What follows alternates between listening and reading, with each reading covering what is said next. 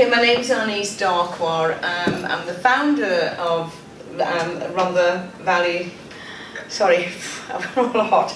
Rhondda Hub for Valleys, in the Valleys for veterans. I'm also the founder of Vision Housing. I came to TFN, a number of years ago. Before my time. Yes. And with Mr. Rhondda was there. And during, if it hadn't been for the TFN in the early stages of Vision Housing, it wouldn't have grown into the success that it was. 11 years later, I decided to retire and go back home to the valleys where I come from. Arriving home, as I said, I retired. But I thought, well, okay, I applied for jobs, I'm overqualified, nobody wants to give me a job. So I went out onto the street and I was talking to people about, because the homelessness situation in Wales is astronomical, especially in Cardiff. So we went out and we spoke to people, and I noticed there was a lot of veterans on our streets, and I'm like, well, why? Why are, there are services out here, there's the Royal British Legion, there's SAFA, there's all these big charities out there for veterans, but nothing in the valleys. The majority of veterans are recruited from the Rhondda Valley. Oops, sorry. So what we are trying to do is, or what we are doing, is we want a hub in the Rhondda Valley. Not in Cardiff, not in Bridgend, not in Newport, but back in the valley where they come from.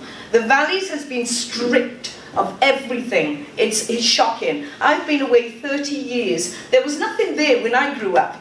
There's even less now. And the majority of up to 25-year-olds are just escaping the valleys because there's nothing for them. So the hub will establish, what I'm doing is a hub for ex-service personnel in South Wales relating to housing, mental health, family breakdown, drug and alcohol issues, which can be delivered under one roof. And to provide training for ex-service personnel in South Wales to help them transition into independent living, which is really important because they come out of the army and it's like, oh, we've lost our family. Absolutely lost their family and they don't know what to do. There was, gets me. There was one guy that we met on the streets and he had no mental health issues, no drug and alcohol issues. He was discharged from, what was it, Alex? Medical issues, so he was discharged. But yet he was sitting on the street begging in Cardiff because he had nothing. And he said to us, all I want is a roof. I'm a qualified chef, I'll get a job. But I have to stay, SAFA have left me here, sitting on the ground. Well, that's going to stop. And we will eventually go on to purchase